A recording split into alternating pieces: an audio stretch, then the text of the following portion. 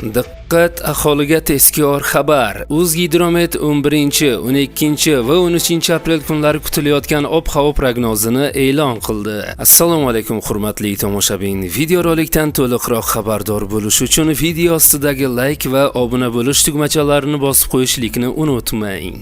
Diqqat qiling. Qoraqalpog'iston Respublikasi va Xorazm viloyatida havo biroz bulutli bo'ladi. 11 aprel kuni yog'ingarchilik kutilmaydi. 12 va 13 aprel kunlari ba'zi joylarda yomg'ir yog'ishi momaqaldiroq bo'lishi mumkin. Harorat 11 aprel kuni kechasi 15-20 daraja, kunduzi 30-35 daraja. 12 aprel kuni kechasi 10-15 daraja, kunduzi 20-25 daraja. 13 aprel kuni kechasi 10-15 daraja, kunduzi 23-28 daraja bo'ladi. Buxoro viloyatida havo biroz bulutli bo'ladi. 11 va 12 aprel kunlari yog'ingarchilik kutilmaydi. 13 aprel kuni ba'zi joylarda yomg'ir yog'ishi momaqaldiroq bo'lishi mumkin. Harorat kechasi 15-20 daraja, kunduzi 11 va 12 aprel kunlari 30-35 daraja. 13 aprel kuni 25-30 daraja bo'ladi. Navoiy viloyatida havo biroz bulutli bo'ladi. 11 aprel kuni yog'ingarchilik kutilmaydi. 12 va 13 aprel kunlari ba'zi joylarda yomg'ir yog'ishi momaqaldiroq bo'lishi mumkin. Harorat kechasi 15-20 daraja, kunduzi 11 va 12 aprel kunlari 30-35 daraja. 13 aprel kuni 25-30 daraja bo'ladi.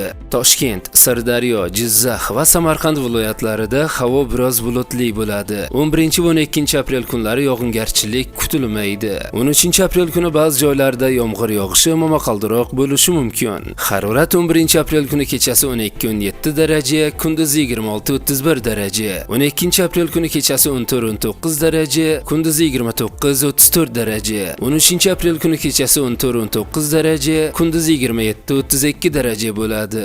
Qashqadaryo va Surxondaryo viloyatlarida havo biroz bulutli bo'ladi. Yog'ingarchilik kutilmaydi. Harorat kechasi 11 aprel kuni 14-19 daraja, 12 va 13 aprel kunlari 15-20 daraja. Kunduzi 30-35 daraja bo'ladi. Andijon, Namangan va Farg'ona viloyatlarida havo biroz bulutli bo'ladi. Yog'ingarchilik kutilmaydi. Harorat kechasi 12-17 daraja, kunduzi 11 aprel kuni 25-30 daraja. 12 va 13 aprel kunlari 28-33 daraja bo'ladi. Respublikaning tog'li hududlarida esa havo biroz bulutli bo'ladi. 11 va 12 aprel kunlari yog'ingarchilik kutilmaydi. 13 aprel kuni ba'zi joylarda yomg'ir yog'adi. Momaqaldiroq bo'lishi mumkin. Harorat kechasi 5-10 daraja, kunduzi 17-22 daraja bo'ladi, deyiladi O'zgidromet veb saytida. Hurmatli tomoshabin, eng so'nggi va dolzarb yangiliklarni o'tkazib yubormaslik uchun ushbu videoga like bosib, kanalimizga obuna bo'ling va bizni kuzatishda davom eting.